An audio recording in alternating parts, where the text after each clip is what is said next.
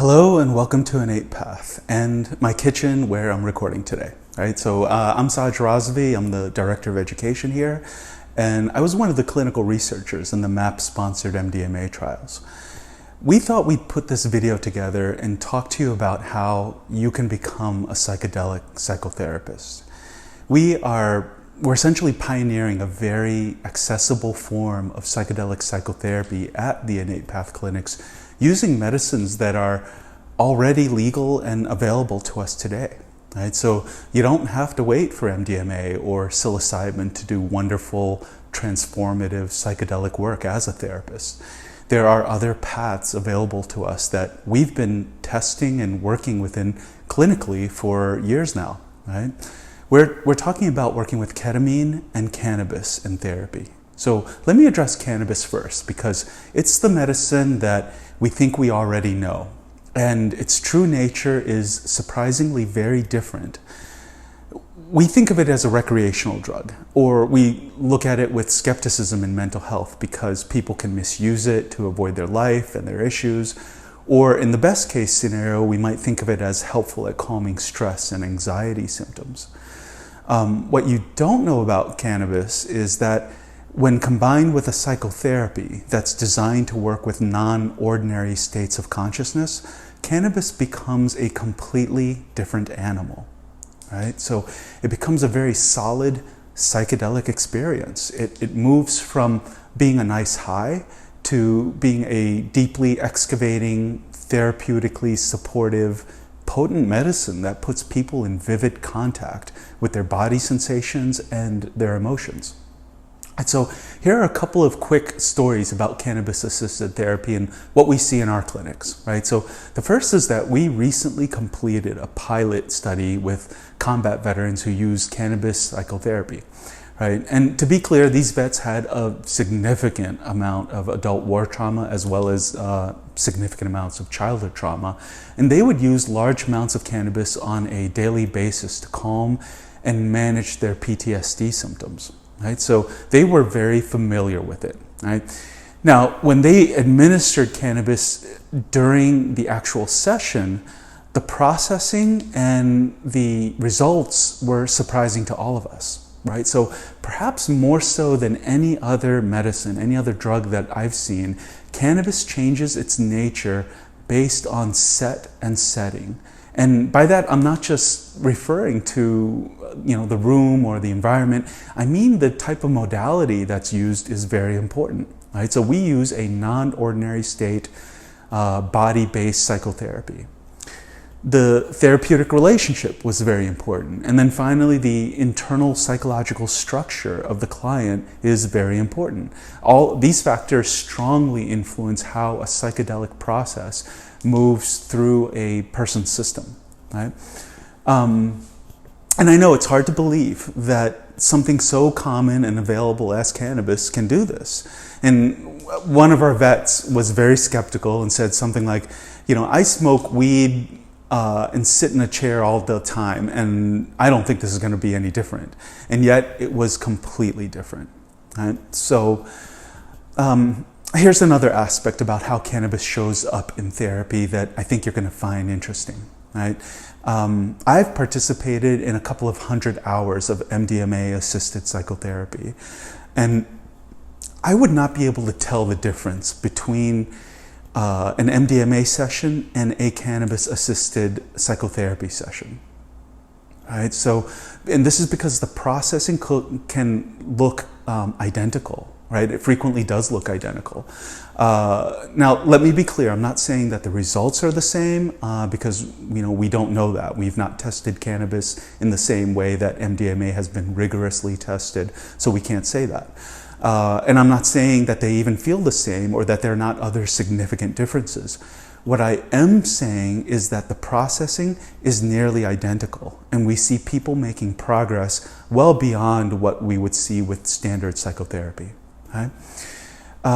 We think this is because the true therapeutic effect of these medicines, again, comes from modality, therapeutic relationship, and the client's internal organization, right? And not simply their biochemical makeup, right?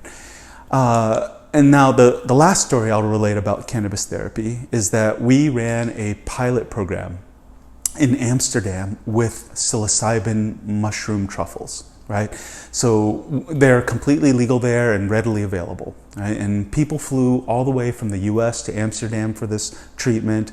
And after their first session, we had to wait at least a few days before their second psilocybin session.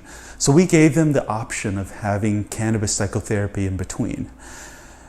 We had a number of people find that the cannabis sessions were actually more useful for them and their process than the psilocybin sessions were.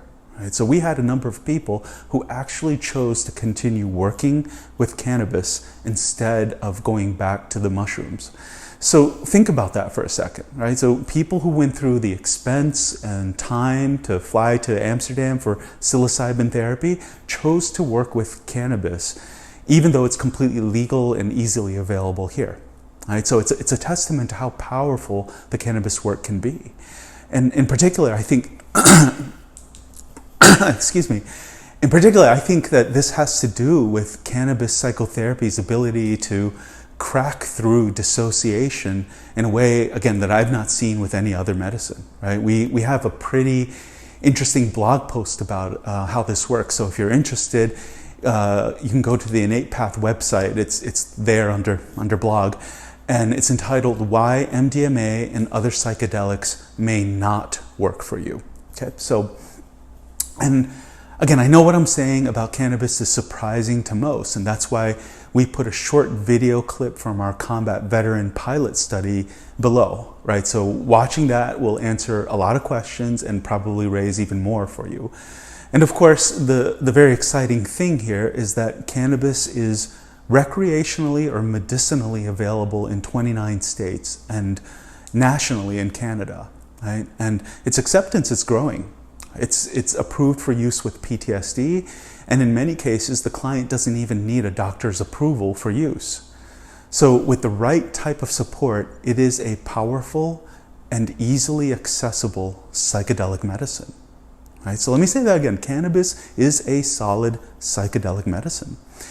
But the trick with it is, the trick to working with it and is that it really does take a different type of modality and a different focus to unlock its therapeutic potential.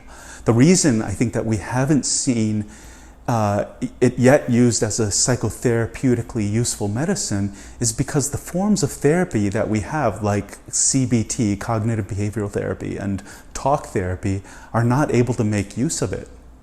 Right? These are what I would call top-down management modalities. They focus on thoughts and insight and on telling the story of what happened, right? And cannabis is very effective at disrupting top-down management, top-down censorship and executive level cognitive functions, right?